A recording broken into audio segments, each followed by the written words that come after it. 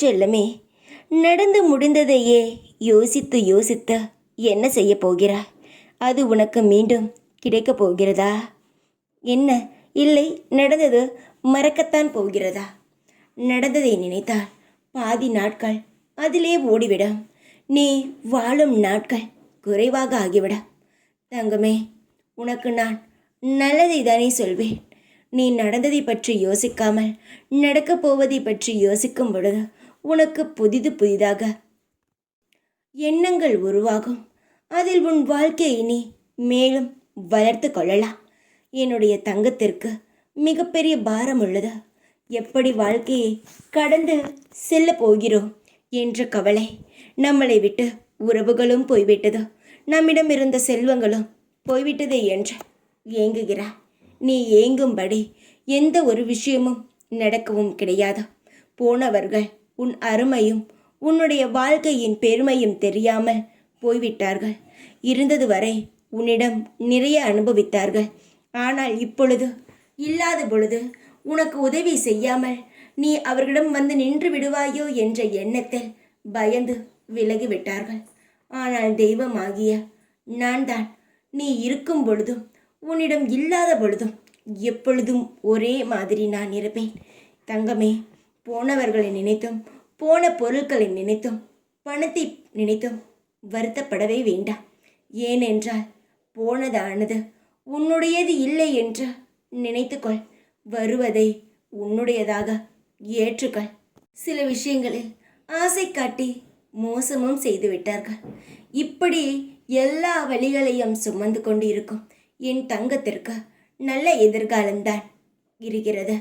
இப்பொழுது உன் வாழ்க்கையில் எவ்வளவு பிரச்சனைகளை சந்தித்து எவ்வளவு மனபாரத்தை சுமந்தாயோ அதைவிட அதிகமாக உன்னுடைய நல்ல எண்ணத்திற்கும் நல்ல பழக்கங்களுக்கும் தூய்மையான மனதுக்கும் உனக்கு ஊறியது நிச்சயமாகவே உன்னிடம் வந்து அடையும்.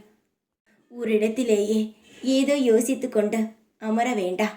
உன்னுடைய வழிபாடுகளையும் உன்னுடைய கடமைகளையும் தொடர்ந்து செய்.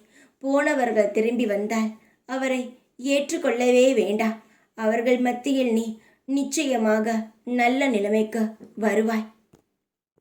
உனக்கு முன்னால் ஒன்றை பேசி உன் முதுகுக்கு பின்னால் வேற ஒன்றை பேசி பிரச்சனை உண்டாக்கியவர்கள் மத்தியில் அவர்கள் பார்க்கும் அளவிற்கே உன்னை நான் தனித்துவமாக பெரிய ஆளாக ஆக்கி நான் காட்டுவேன். சிறு விஷயங்களை நினைத்து கவலைப்பட வேண்டாம். பெரிய விஷயங்களை நினைத்தும் காயப்பட வேண்டாம். மனிதனாகிய இருப்பவன் 1000 வார்த்தைகளால் மனதை புண்படுத்துவான். ஆனால் இங்கு யாருக்கும் நேர்மையாக இருப்பது கிடையாது. ஏதோ ஒரு நேரத்தில் பேசுகிறார்கள், மற்ற நேரத்தில் அதுவே தப்பாகவும் பேசுகிறார்கள். அதனால் மனிதர்கள் பேசுவதை நினைத்து காயப்பட வேண்டாம். நீ நன்றாக இருக்கிறாயா என்று மட்டும் பார்த்து உன் வாழ்க்கையில் அடுத்த கட்டத்திற்கு எல்லாம் மாறும் என்பதை முழுமையாக நம்பு.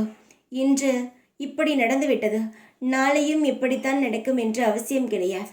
நாளையும் உனக்கு நிச்சயமாக நல்ல ஒரு வெளிச்சத்தை நான் உருவாக்குவேன் என்ற நம்பிக்கையுடன் இரு.